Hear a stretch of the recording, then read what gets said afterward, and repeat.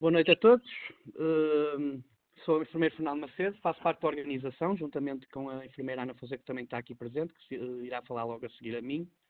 Esta sessão será gravada para depois os colegas também poderem participar e poderem assistir ao que foi aqui dito. Será gravada até o momento do fim das apresentações e depois será aberto as questões a todos os colegas que estão inscritos. Nessa altura poderemos ver o vídeo e a cara de toda a gente e colocarão perguntas que forem necessárias aos prelectores e sobre os temas que foram abordados. Eu vou passar agora a palavra à enfermeira Ana Fonseca. Muito boa noite a todos os participantes desta sessão. Quero dar-vos as boas-vindas em nome da Sra. Bastonária e do Sr. Vice-Presidente, o enfermeiro Luís Barreira, e agradecer a todos a participação. Quer aos colegas que estão a dedicar algum tempo a esta sessão como participantes, quer aos diferentes preletores que se disponibilizaram para partilhar algumas das medidas que adotaram, que implementaram nos serviços onde trabalham, os serviços que estão a gerir. Agradeço hoje em particular ao enfermeiro Marco Batista e ao enfermeiro Saúl Ramalho, como representantes da secção regional do Sul, que organizaram a sessão que vamos assistir. Queria desde já, porque provavelmente não irei intervir novamente, apelar a que fossem consultando o nosso microsite, onde a notícia da realização deste ciclo webinar vai sendo atualizada. Neste momento temos várias sessões agendadas para todos os dias úteis até ao dia 5 de maio, sendo que alguns dos dias já estão marcadas 2 sessões. Previamente terão que fazer a inscrição, por uma questão de logística estamos a marcar com 2 dias de fechar, 2 dias antes da sessão, porque é preciso uma quantidade de situações para programação e não permite neste momento que seja feita de outra maneira. Portanto, muito obrigada uma vez mais por estarem presentes e o enfermeiro Fernando pode passar então à senhora moderadora. Obrigada.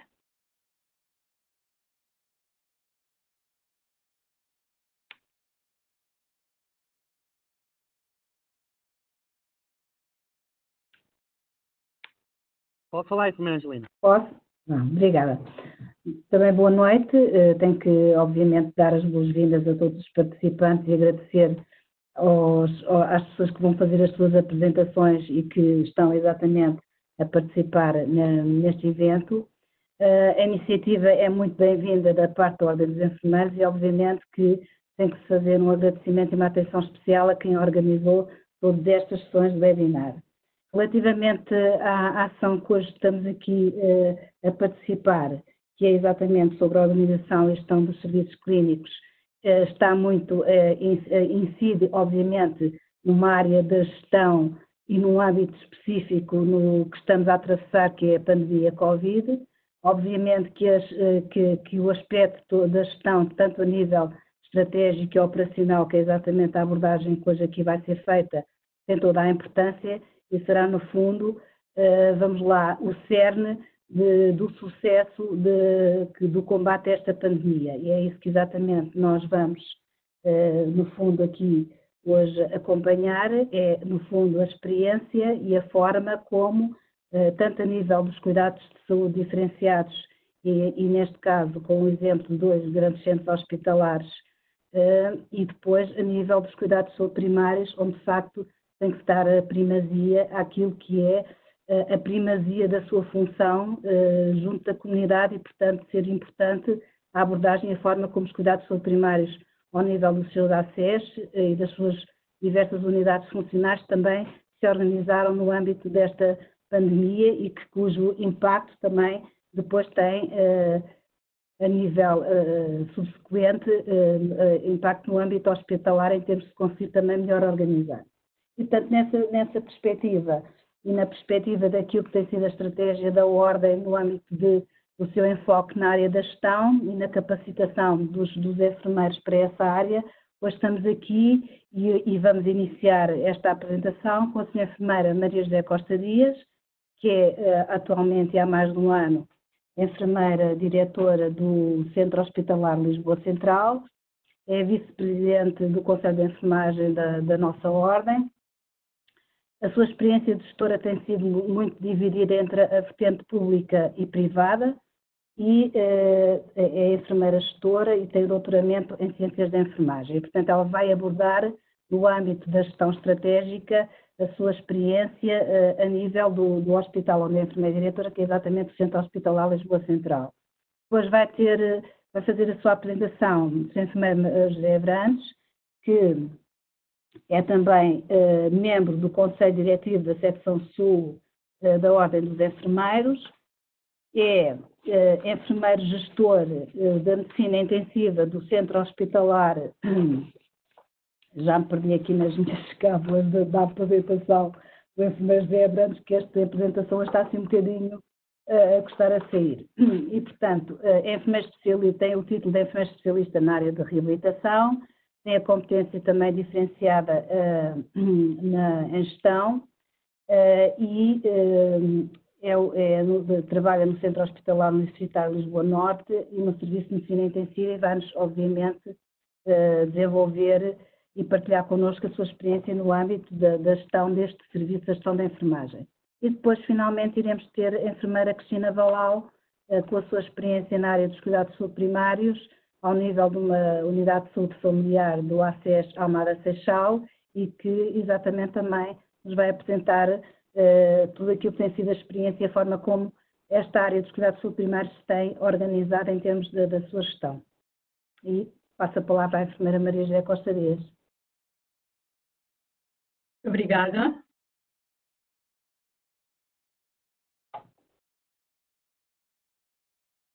Preciso que me ponha ativo o compartilhar para abrir o PowerPoint, se faz favor. Obrigada.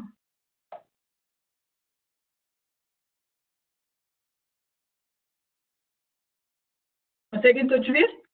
Sim, estamos a ver. Pronto, então, muito boa noite a todos.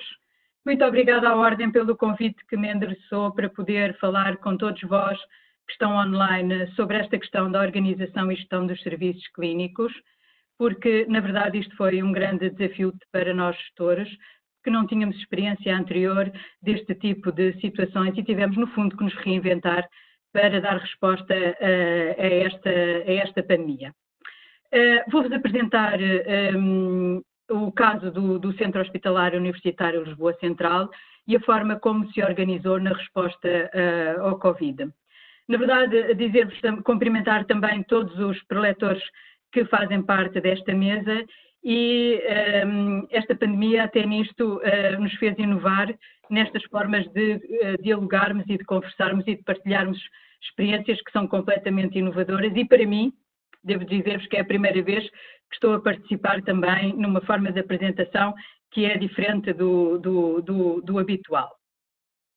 Vou começar por fazer uma muito brevíssima história do hospital, que acho que é muito interessante e que nos ajuda também a contextualizar nos desafios grandes que o centro hospitalar tem tido ao longo do tempo. E, portanto, em 1755 o terremoto destrói o Hospital Real de Todos os Santos e ficava na Praça da Figueira, sensivelmente onde é hoje o Teatro Dona Maria, e mesmo após o terremoto ele ainda funcionou aqui à volta de 20 anos. Em 1775 o Marquês de Pombal extingue a Companhia de Jesus e, como sabem, expulsou os jesuítas.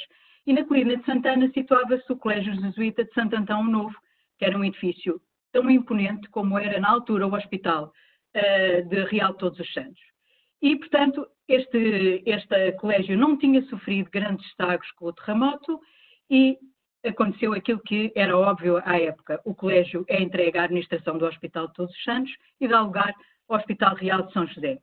Em 1913, ele depois é agregado a outros hospitais, passa a ter o nome do Hospital de São José e anexos, e existem várias brochuras muito interessantes deste tempo, e passa posteriormente aos emblemáticos hospitais civis de Lisboa, em que nós podemos ainda encontrar no centro hospitalar muitas recordações deste tempo, incluindo louças antigas.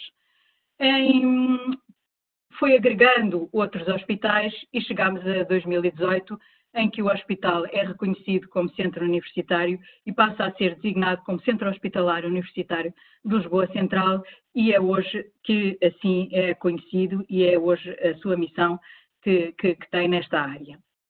No fundo, o que é que nós somos? Somos o segundo maior centro hospitalar do país. Temos estes 6 hospitais mais uma clínica na área da pedopsiquiatria, que partilhamos entre o Hospital Dona Estefânia e o Centro Hospitalar Psiquiátrico de Lisboa Central. Temos mais de 100 edifícios para gerir, temos mais de 1.200 camas, 18 blocos operatórios com 58 salas operatórias e mais de 7.800 profissionais. Na verdade, podemos dizer que somos uma grande empresa dentro da área da saúde e torna-se uma gestão, na verdade, complexa. Em termos do Hospital de São José, é aquele que tem maior número de edifícios e também o maior número de profissionais, como podem ver no diapositivo. E o Hospital Correia Cabral é aquele que tem maior número de camas a nível do centro hospitalar e tem, neste momento, 343 camas. Em termos da nossa atividade assistencial, são estes os números que nos pautavam antes da crise. Tínhamos à volta de 46.300 doentes saídos, 246.000 episódios de urgência, 731.000 consultas, 377.700 cirurgias, 3.400 partos, 38.400 sessões de hospital de dia. Como todos sabem, portanto, houve a declaração do estado de emergência a 18 de março e prolongou-se através dos diplomas que têm saído até 2 de maio e nós tivemos que nos adaptar a esta questão. Temos 2 dos hospitais que são referência em Lisboa, um para a área da pediatria e outro para a área do adulto, para receber doentes Covid, e o Hospital Dona Estefânia começou a receber crianças suspeitas de infecção no dia 14 de fevereiro. A 7 de março foi internada a primeira criança com Covid e a 12 de março ocorreram as primeiras altas, 3 crianças para o domicílio e uma para o centro hospitalar do Algarve, que nos deu muita alegria. No Correia Cabral começámos a receber adultos suspeitos de infecção a 17 de fevereiro. A 3 de março foi internado o primeiro doente, positivo, com 37 anos apenas, e a 11 de março ocorreu a primeira alta deste mesmo doente, que também foi para nós um motivo de grande satisfação. Em termos da nossa realidade, é isto que vos posso mostrar em termos do nosso dia-a-dia. Tivemos o nosso pico no dia 6 de abril, em que tivemos o maior número de doentes, 361 casos de doentes positivos.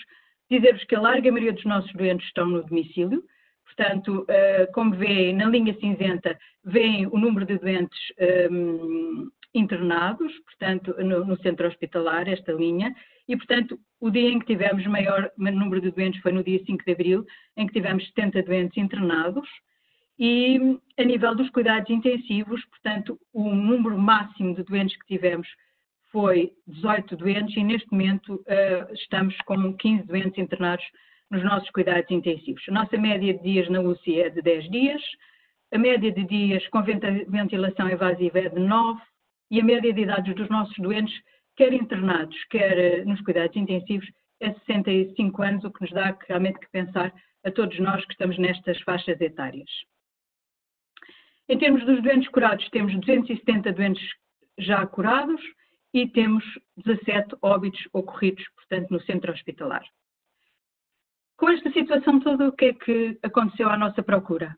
Tivemos a produção em queda, uma nova procura Covid difícil de quantificar e de caracterizar, uma atividade fortemente condicionada por fatores externos normativos, desde o estado de emergência, a limitação das atividades às situações urgentes e prioritárias, mas também o que é que sentimos? Foi um grande medo por parte dos nossos utentes, quer ir às consultas, quer ir às urgências. O que é que isto provocou?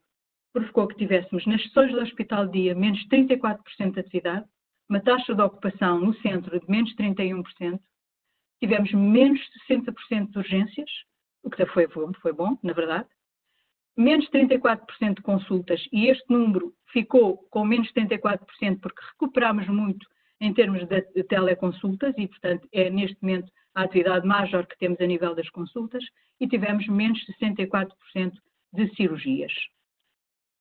Em termos da nossa oferta, o que é que aconteceu? Foi excessiva, efetivamente, para a procura não Covid.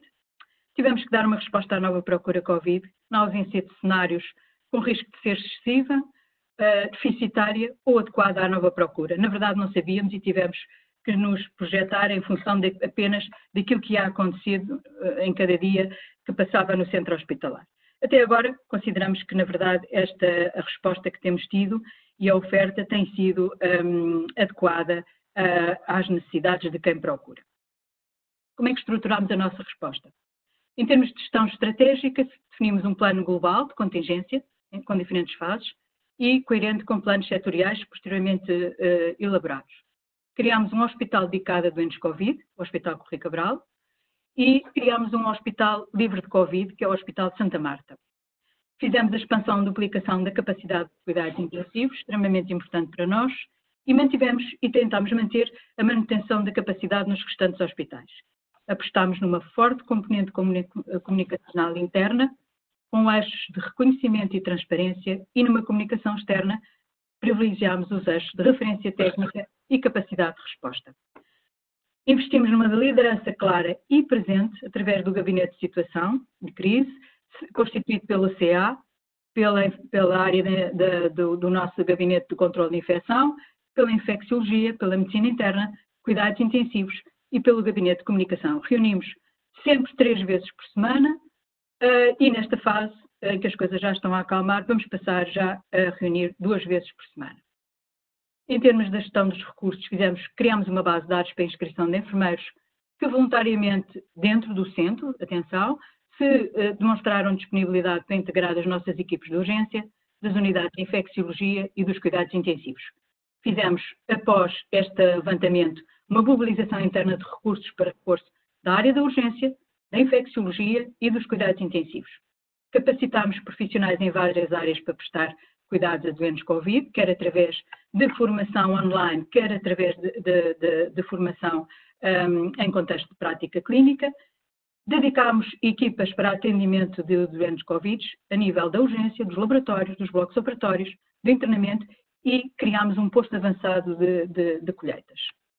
Fizemos contratação ao mercado de profissionais para os serviços não Covid e retirámos, portanto, profissionais já treinados para áreas-chave dentro do centro. Definimos circuitos, quer nas urgências, perfeitamente claros, separando doentes do foro respiratório, que consideramos e identificamos como a nossa área vermelha, e os doentes não respiratórios.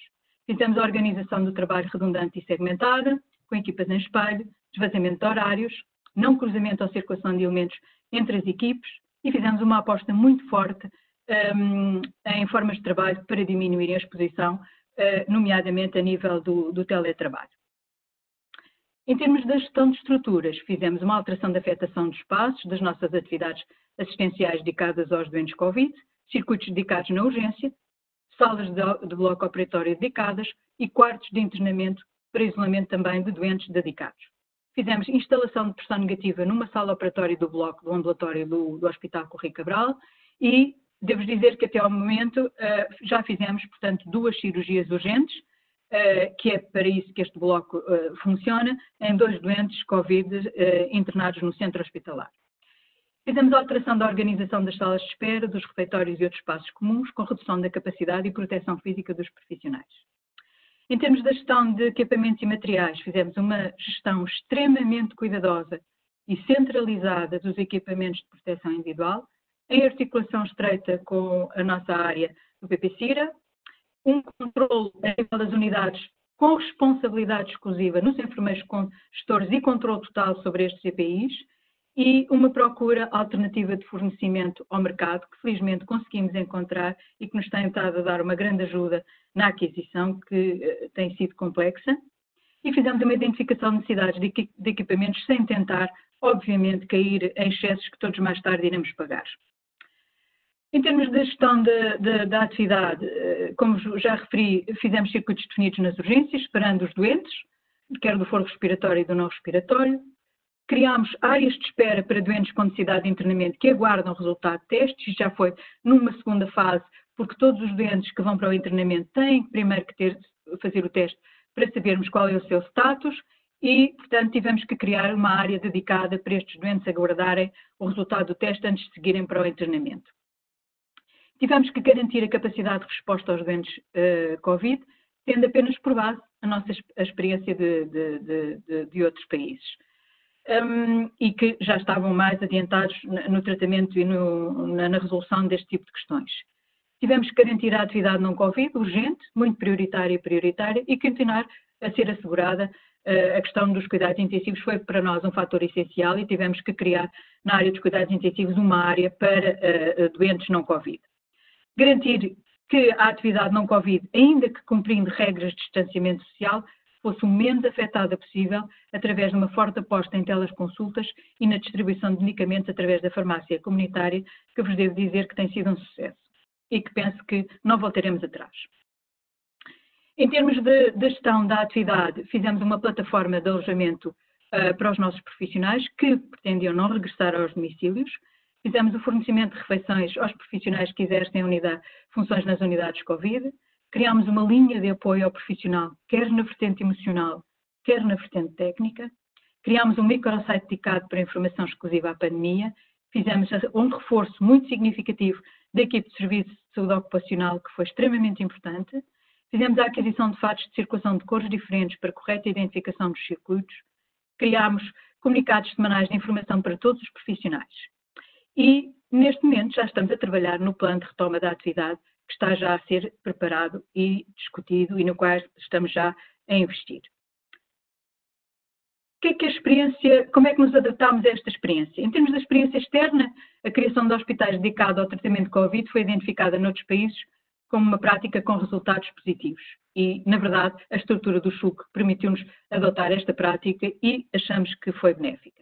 Em termos da experiência interna, foi crucial para nós ancorar as decisões em profissionais treinados e dedicados, habituados a lidar com situações desta natureza, nomeadamente as nossas equipes de infecciologia da área do adulto e da área da criança, que tinham um vasto conhecimento desta área e que transmitem uma enorme serenidade e confiança que posso dizer, inclusivamente, que é contagiante para todos nós.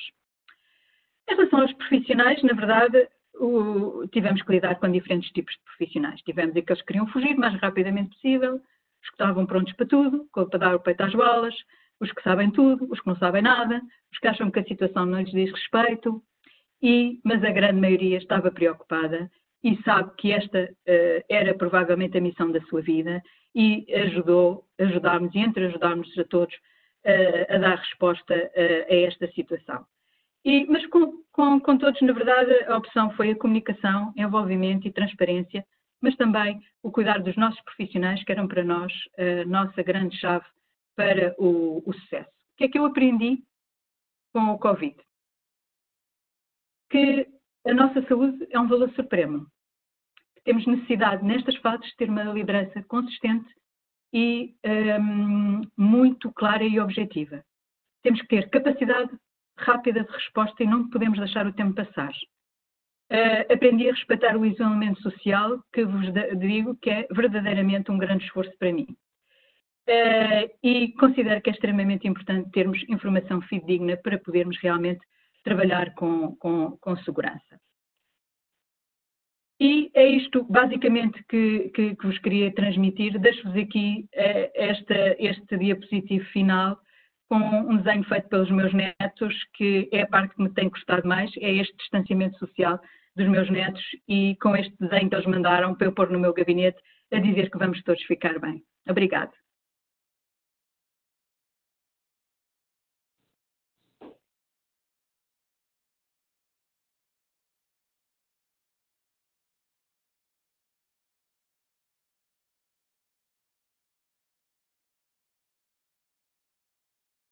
Portanto, a enfermeira Maria José vai sair da sessão.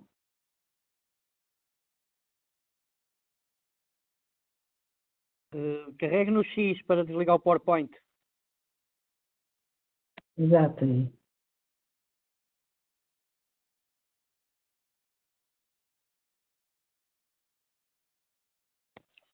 Pode falar, enfermeira Angelina.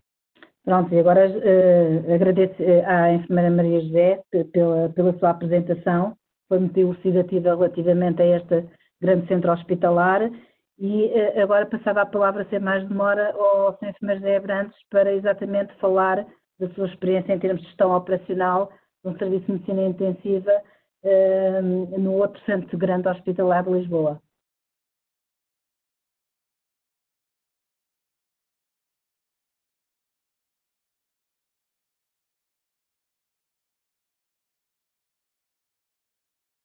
Boa noite a todos. Já estou online? Já. Sim, enfermeiro. Já, ok. Pronto, ok. Então, boa noite a todos. Quero agradecer a oportunidade de partilhar a minha experiência à Ordem dos Enfermeiros e, em especial, ao meu amigo Marco, pelo convite que me endereçou. Espero que não fique zangado comigo no final disto, mas pronto, vamos tentar fazer o melhor possível. Vou falar essencialmente como é que no Centro Hospitalar de Lisboa Norte organizamos o atendimento ao doente crítico. Desde as primeiras notícias na Europa sobre o Covid e principalmente a realidade de Itália, começámos a perceber que mais cedo ou mais tarde isto ia chegar a Portugal. E mais cedo ou mais tarde iríamos ter uma situação provavelmente idêntica à de Itália. Ou seja, uma sobrecarga dos cuidados intensivos, uma sobrecarga tecnológica e de profissionais numa área que é sempre o menor número de camas que os hospitais têm e o menor número de profissionais treinados, porque de facto somos um nicho que todos os hospitais têm, mas que não têm em grande quantidade comparando com as camas de doentes não críticos. Pegando um bocadinho nos modelos matemáticos que já havia na altura, e todos eles com as falhas que deviam ter, começámos a calcular que provavelmente no pico maior da crise o Centro Hospitalar de Lisboa Norte teria entre os 500 e 600 doentes internados. Pegando na realidade europeia que 20 a 35% dos doentes iriam estar em cuidados intensivos, provavelmente íamos ter entre os 120 e os 200 doentes em cuidados intensivos. Ora, o serviço de medicina intensiva nessa altura, em camas de nível 3, tínhamos 24 camas. Ou seja, garantidamente não íamos dar resposta. Então, propusemos ao Conselho de Administração uma ideia de replicarmos as camas de cuidados intensivos sobre a direção operacional da medicina intensiva, tentando fazer o que a gente considerou o CIS-like, portanto, tentar replicar o modelo que nós tínhamos, e criámos um nome pomposo que era as UNEIC, que eram as Unidades Estratégicas de Internamento Crítico.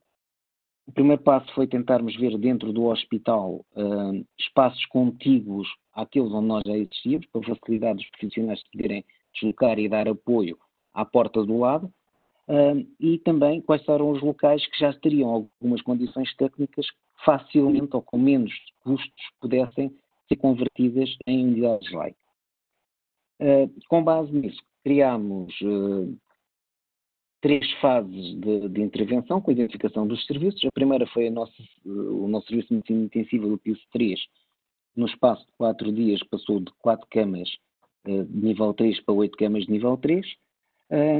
E o espaço que identificámos a seguir era o espaço de otorrino, juntamente com o bloco de otorrino, que seria facilmente transformado em mais 10 camas de cuidados intensivos.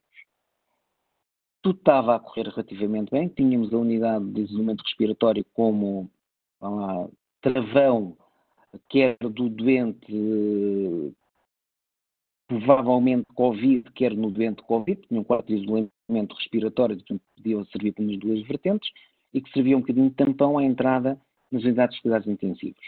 Quando abrimos a primeira unidade, a UNEIC 1 foi enchendo gradualmente, mas começámos a perceber que as intervenções técnicas demorariam algum tempo e que provavelmente o que estarmos a criar, uma unidade de raiz, não daria resposta em tempo útil. Assim decidimos que a SEMI do piso 1, portanto a minha unidade propriamente dita, seria a UNEIC 2, portanto deixaria de ser o primeiro reduto do doente crítico, como sempre foi, e que rapidamente seria transformada na segunda unidade para os doentes Covid. Claro que posto-nos outros problemas, que é, sendo um centro hospitalar da dimensão como é o Centro Hospitalar de Lisboa Norte, o doente crítico continuávamos a entrar e tinha que ser assistido.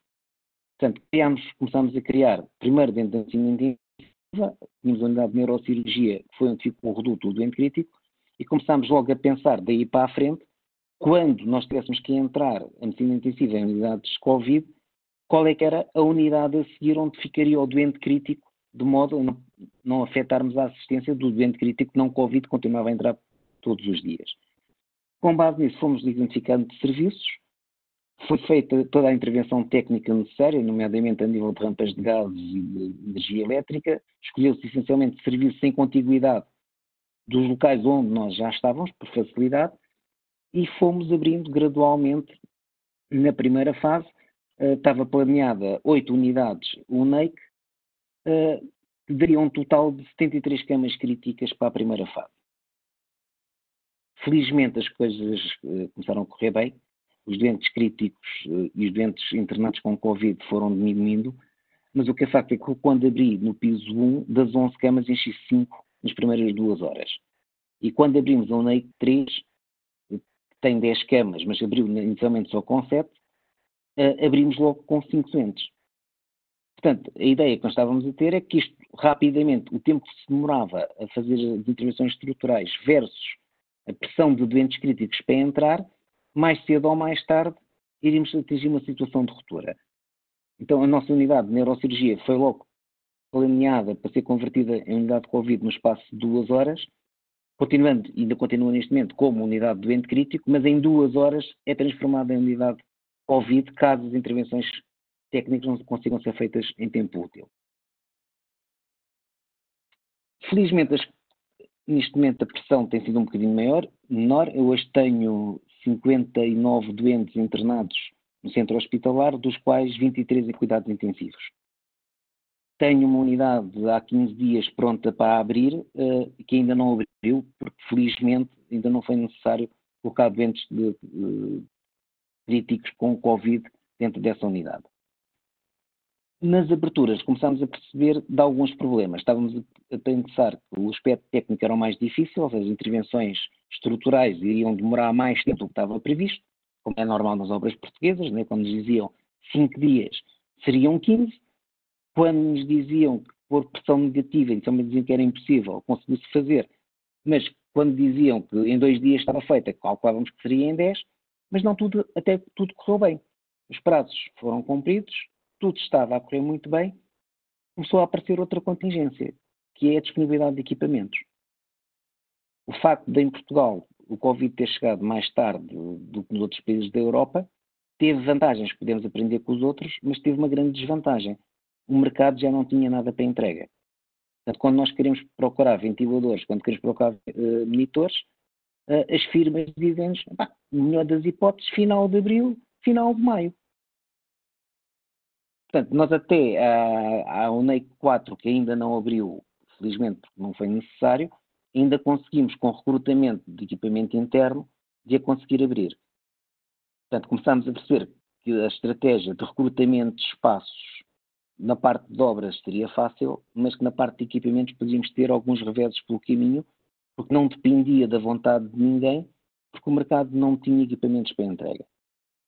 Tivemos que avançar para um plano B. O plano B tinha a ver com uma fase 2, que era o recrutamento fase a fase e step by step das outras unidades de cuidados intensivos, indo empurrando o doente crítico de umas para outras, porque provavelmente íamos chegar a uma altura que tínhamos as obras prontas, mas não tínhamos equipamento para lá pôr. Pronto, ainda não chegámos a essa fase, felizmente, mas neste momento tenho o UNEIC 4 e o UNEIC 5 prontas para abrir, uma está totalmente equipada, na outra ainda não está o equipamento porque ainda não chegou. Apesar de todo o mecenato e todos os motivos, como toda a gente sabe, nos foram oferecidos, o que é facto é que o mercado não tem equipamento para nos entregar. Em virtude de, felizmente, neste momento estamos numa fase melhor e com menos doentes, e a pressão sobre os intensivos, as pessoas dizem que está melhor. Eu quero só ressalvar que, assim, neste momento eu tenho 40% dos doentes internados. Portanto, quando começamos, eu tinha 15% do total de doentes internados. Neste momento já vou em 40%. Faz-me lembrar um colega do Reino Unido que me dizia que tinham planeado uma cama de intensivos para cada 4 camas de doentes Covid, depois foi 2 para 4, e quando a última vez que falei com ele estavam em 3/4 ou quase 4/4. Portanto, apesar de termos menos doentes internados, continuamos com o risco acrescido de, em qualquer altura, a maior parte dos doentes internados poderão vir a estar dentro dos cuidados intensivos.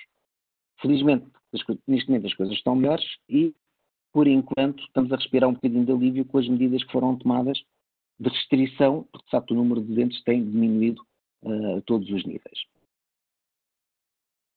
Qual foi o plano? Inicialmente, 77 camas na fase 1, com o recrutamento de mais áreas e das unidades todas de cuidados intensivos, chegaríamos às 120, 130, mas alguém teria que assumir que o doente crítico não Covid teria que ser assistido no outro lado. Porque com esse número nós não tínhamos capacidade de alocar em mais local nenhum o doente crítico não Covid, como é lógico. Tínhamos planeado uma terceira fase, que seria a fase de catástrofe total, em que as condições que estão a ser criadas neste momento, que é conseguir pressão negativa nos quartos onde temos os doentes, já não seria possível ser feita. Seria o recrutamento de todas as salas operatórias, como vocês sabem, são de pressão positiva, com máquinas antigas, em que para pormos pressão negativa ficamos sem ar-condicionado, portanto, ou pomos pressão negativa e morremos lá dentro, ou pomos pressão zero e não temos quase ar-condicionado nenhum, ou pomos pressão positiva e temos ar-condicionado e o risco de infecção para todos nós é muito maior. Portanto, esperamos não chegar a essa fase 3, mas vendo a realidade europeia, corremos ainda o risco de lá chegar. Portanto, calculámos assim, no limite dos limites, conseguimos chegar a 170, 180 camas de cuidados intensivos, mas tendo que abandonar a missão do tratamento do doente crítico não Covid, porque não teríamos espaço, menos tecnológico para poder fazer. A nível da enfermagem, pôs-se outro problema, mas nós não temos 400 ou 500 enfermeiros de cuidados intensivos. A estratégia que foi montada foi para o nível 1 de resposta ser os enfermeiros da medicina intensiva a tomarem conta dos doentes Covid, como é lógico. No nível 2, portanto, quando fôssemos insuficientes, tentar recrutar todos os colegas que tinham trabalhado na medicina intensiva e que estavam no centro hospitalar, seriam tirados desses serviços e viriam para a medicina intensiva. No nível 3, tentar recrutar todos os enfermeiros com experiência em doente crítico, nomeadamente enfermeiros de anestesia, enfermeiros dos SOS cirúrgicos. Começámos já a fazer isso para treinar, pelo simples ou não vai acontecer mais à frente, precisarmos muito mais gente, já estão a ser treinados. No nível 4, era alocar pessoas sem experiência de doente crítico. Também já o começámos a fazer e apareceu-nos uma nova contingência. Não era expectável, pelo menos eu não tinha pensado nela, que é nós com os EPIs não conseguimos suportar 3, 4, 5 horas dentro de uma unidade e ainda estarmos a integrar um colega que não percebe nada de intensivos. Nós ao fim de 2, 3, 4 horas saímos em carbonarcose lá dentro, as pessoas sentem-se mal, isto praticamente sem falarmos uns com os outros, agora passarmos 3, 4 horas ainda a falar com outro colega, não era possível. Portanto, a estratégia teve que ser mudada e os colegas que não têm experiência de intensivos estão a ir para as unidades não Covid, fazer a sua integração em intensivos, e quem vem para as unidades Covid são os colegas com alguma experiência de doente crítico, que é mais fácil de serem integrados. Numa fase posterior, que já se tentou começar, mas até agora não houve respostas, foi tentarmos ir recrutar os colegas que tinham trabalhado na medicina intensiva e que tinham ido para os cuidados de saúde primários. Temos vários colegas nos últimos 2, 3 anos nos concursos de cuidados de saúde primários que saíram do hospital e tentamos, através da ARS e através dos próprios, ver qual é que seria a disponibilidade de, nesta fase, voltarem ao centro hospitalar, já que tinham experiência de doente crítico. Portanto, isto tem sido o nosso trajeto até este momento.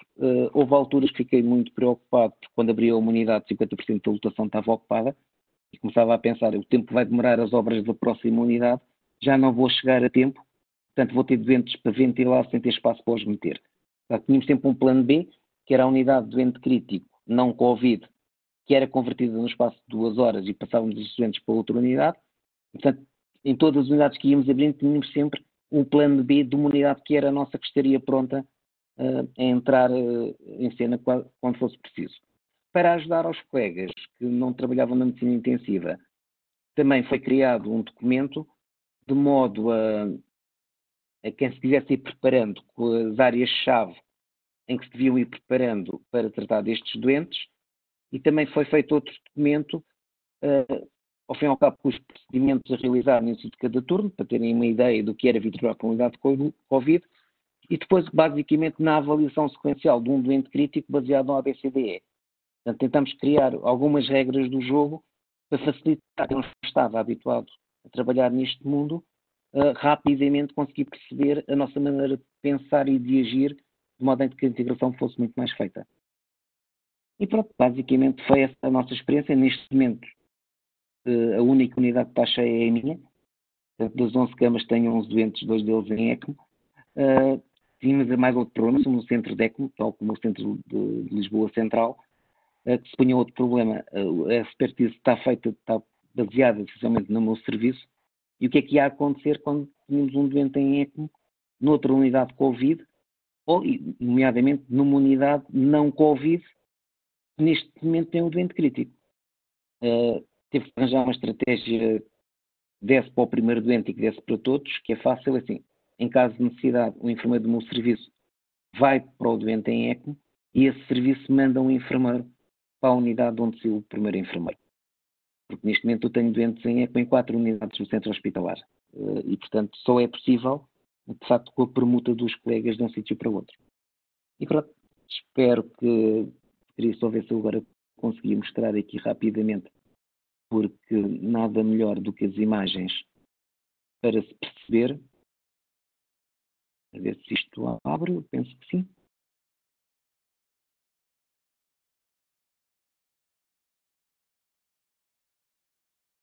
Se a informática não tiver Covid e não tossir, isto deve abrir. Aqui está.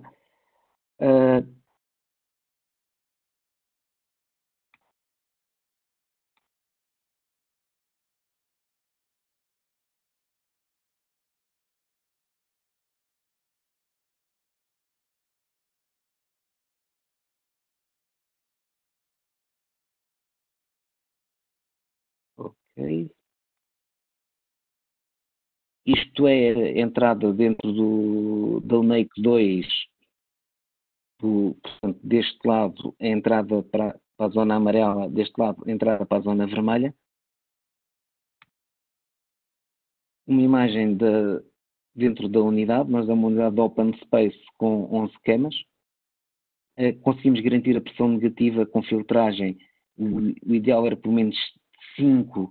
Temos uma filtragem até superior, temos de 7. Esse foi outro problema. A pressão negativa aspira-nos o ar condicionado e temos a unidade com o mais frio possível e mesmo assim está quente. Não conseguimos fazer de outra maneira. Outra imagem. Isto é um dos nossos doentes, é que os doentes já saiu de ECMO neste momento. E aqui temos a UNEIC 3 que está pronta para começar desde portanto, fez segunda-feira uma semana, praticamente há 15 dias, com a reconversão. Portanto, esta imagem de aqui era um SO típico de 5 camas, ficou com 4 camas. Isto é um quarto individual que foi reconvertido para uma cama. Isto é os típicos quartos que nós temos nas nossas enfermarias de 4 camas, ficou convertido em 2 camas. Portanto, isto é a atitude da equipa de enfermagem, como sempre, achamos que vamos conseguir ganhar tudo e vamos ganhar de certeza. E, no final, vamos ficar todos bem garantidamente. E obrigado pela oportunidade.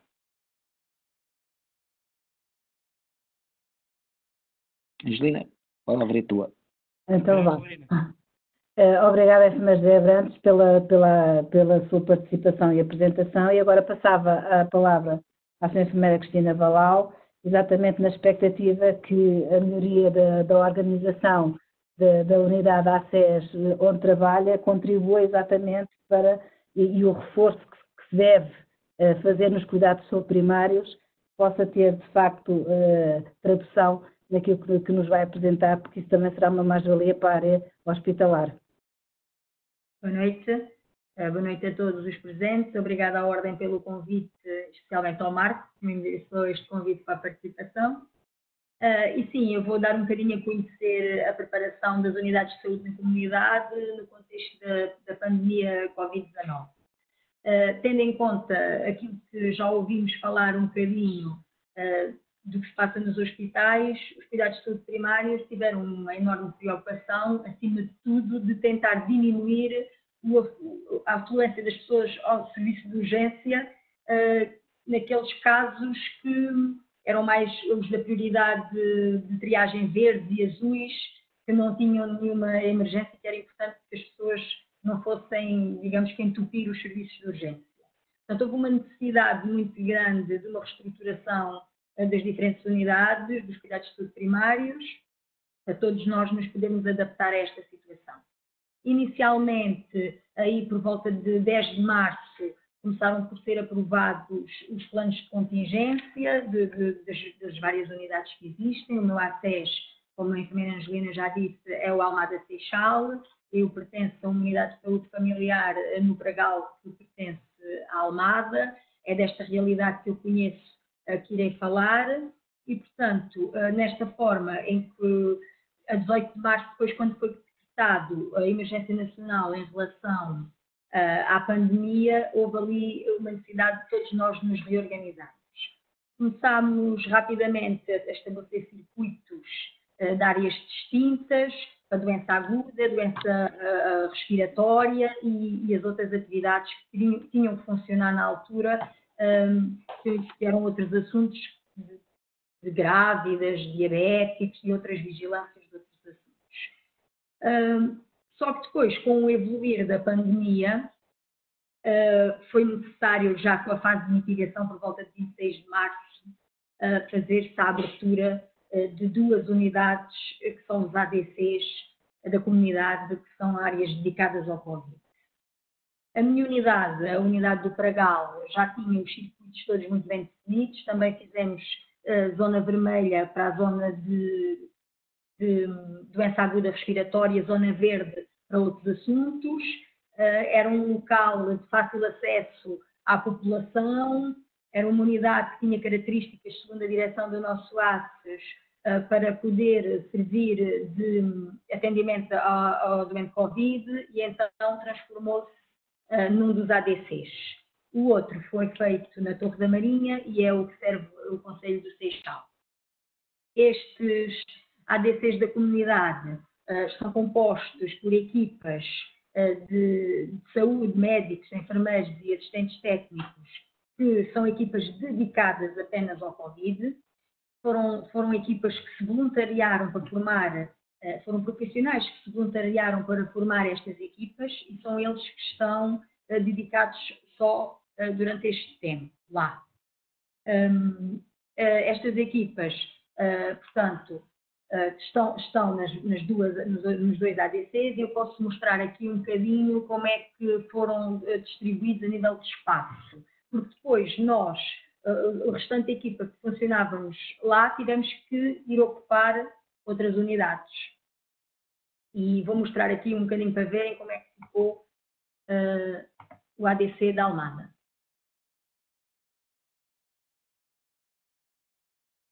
Portanto, aqui a entrada, bem identificada. No início da unidade já tínhamos estes circuitos feitos, os vermelhos para a zona respiratória aguda, os verdes seriam para a doença, para as outras situações não doença. Neste momento, a zona vermelha passa é a entrada dos utentes, a zona verde é a entrada dos profissionais, para se depois equiparem. Entrando pela zona verde, o profissional, não se cruzando com a zona vermelha, vai a uma área restrita no primeiro andar e coloca então os equipamentos de proteção individual. Portanto, aqui já estão equipados e vão depois para os seus gabinetes. O médico e o enfermeiro trabalham em conjunto no gabinete, e vou mostrar agora um bocadinho o circuito do utente. O utente entra pela zona vermelha, encontra ali uma sala de espera, eles ficam apenas 3 utentes de cada vez nesta sala, os outros, se houver mais pessoas, aguardam no exterior com a distância de segurança, e aqui nesta sala só podem permanecer 3 de cada vez. O secretariado, nós também, ainda logo no início, conseguimos colocar estas barreiras de proteção em acrílico para a proteção dos profissionais, tanto aqui como nos gabinetes médicos e de enfermagem, onde fazem o atendimento ao doente suspeito ou confirmado de Covid. Estas barreiras de proteção que podem ver aqui em acrílico, fomos nós que conseguimos, com a ajuda de algumas empresas também colocar, e nós próprios participámos nesta compra. No final das consultas, os profissionais retiram o equipamento de proteção individual numa área própria e, se quiserem, podem tomar duche, que têm lá um local próprio para fazer.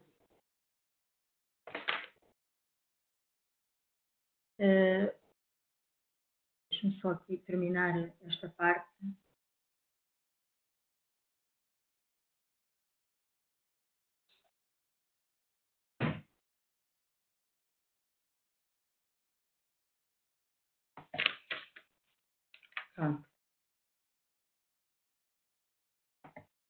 Pronto, os casos suspeitos de Covid-19 são encaminhados pela Saúde 24 para estes ADCs ou pelas equipas das Unidades de Saúde Familiar ou CSPs. Somos nós que fazemos essa triagem e eles são sempre referenciados, quer seja pela Saúde 24, quer seja pelas outras unidades. E eles recebem informação por mail que vão entrar utentes suspeitos e já ficam à espera deles. Portanto, depois, a partir da Saúde 24, ou as unidades de saúde familiar, ou os CSPs, fazem uma triagem a estes utentes, que pode ser telefonicamente ou pode ser presencial, e perante a avaliação que é feito, assim pode haver um encaminhamento. Esse encaminhamento será ou para esses ADCs da comunidade, se nós acharmos que há critério de que seja necessária uma avaliação clínica, ou até, se houver um agravamento da situação, poderá ter que ser encaminhado para os ADCs dos serviços de urgência, mas muitos, e até diria a sua maioria, estão em autocuidados em isolamento no domicílio, sob vigilância. Esta vigilância é feita pelos profissionais de saúde, médicos e enfermeiros, através de uma plataforma que é o Trace Covid. No Trace Covid, esta plataforma dá suporte a estes profissionais de saúde, dos cuidados de saúde primária e das unidades de saúde pública, que através de tarefas que são geradas pelo sistema, implementam um seguimento clínico e medidas de saúde pública que sejam necessárias aplicar conforme o doente suspeito ou confirmado de Covid-19. Os doentes com indicação para autocuidados no domicílio, portanto, depois de avaliarmos se há condições de habitabilidade, não é? Eles permanecem em isolamento no domicílio. Estes utentes temos que ter consciência de perceber se têm um termómetro, se têm uma casa de banho, se for necessário terem um cuidador, se o têm, se têm material depois de limpeza. E depois de tudo isso ser confirmado, são monitorizados e avaliados telefonicamente pelas equipas de saúde. Ninguém melhor do que nós nos cuidados de saúde primários, que já conhecemos as nossas famílias, conhecemos a comunidade, conhecemos muitas vezes todas as comunidades que existem, e para podermos sermos nós a fazer esta gestão, eu acho que é muito importante termos os utentes em segurança e confiantes. E o que nós temos feito muito é aumentarmos muito a consulta telefónica. Como aumentámos, portanto, contrariamente, nós tínhamos uma linha telefónica que nem sempre funciona como nós gostaríamos, porque muitas vezes ou porque não há tempo ou porque a linha está sempre subcarregada, mas isto foi uma preocupação nesta altura, termos várias linhas telefónicas disponíveis, com assistentes técnicos disponíveis para o atendimento, quer telefónico, quer por mail, para conseguirmos dar resposta aos utentes.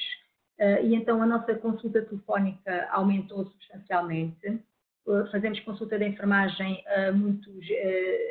às consultas de vigilância, que agora ficaram um bocadinho suspensas, e então há necessidade de contactarmos os diabéticos, os hipertensos, as consultas de planeamento para tentarmos perceber se existe algo que possamos fazer para evitar que saiam de casa e que ainda assim se sintam em segurança. Não aumentámos em número a visitação domiciliária, porque nós já fazíamos muita visitação domiciliária em contexto de prevenção, na área de das consultas de diabetes e de hipertensão. O que fizemos foi estruturarmos toda a visita e o que acontece é que por termos mudado o local das nossas instalações, ficámos um bocadinho mais longe, às vezes, do domicílio dos doentes. Então, tivemos que aumentar o número de visita domiciliária àqueles utentes que não teriam propriamente critério para visita domiciliária, porque conseguiam deslocar-se ao centro de saúde e que neste momento, para o fazer, teriam que ir de transportes públicos, o que seria um grande risco. E então nós passámos a fazermos nós essa visita domiciliária a esses utentes para fazer com que eles não venham em transportes públicos ao centro de saúde. Portanto, acabou por não ser muito o número da visita domiciliária que aumentou, mas a forma como a fazemos e o alvo a quem o fazemos. Também nos articulamos com o Garcia de Horta, que é o nosso hospital de referência, e temos estado a fazer as consultas de hipocoagulação de quase todos os utentes que iriam ao Garcia de Horta, para diminuir a afluência ao Garcia de Horta, e somos nós que fazemos essa consulta no domicílio, se forem utentes com algumas comorbilidades, ou então mesmo nos próprios serviços. Não nos podemos esquecer que continuamos a manter o Plano Nacional de Vacinação, é uma área não Covid, portanto é uma área, em todas as outras unidades que não são Covid, é importante manter a vacinação das crianças até ao ano de vida, das grávidas, da Bustrix, das consultas de saúde materna. Essas consultas tiveram que continuar e diariamente fazemos então a monitorização, como já disse, no Trace Covid, onde fazemos então depois as referenciações, se forem necessárias, damos resposta. São pedidos os testes, vêm as respostas dos testes, damos alta e grande parte destes utentes acabam por nunca se dirigirem aos hospitais, porque só vão para o hospital quem tem critério depois de internamento. Portanto, penso que a nível de estruturação foi isto que fizemos. Sei que está também previsto um reforço das equipas de cuidados continuados integrados para aumentar o número de vagas, porque nesta altura, depois pós-Covid, com certeza que vai ser necessário e já está em funcionamento o que está previsto esse reforço e também algum apoio das unidades de cuidados na comunidade. Pronto, não sei se foi claro a dar aqui o meu contributo.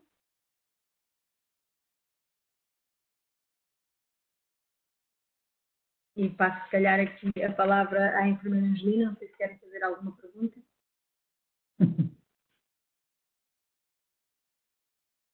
Já posso falar? Enfermeira Angelina. Então vai. Obrigada, enfermeira Cristina.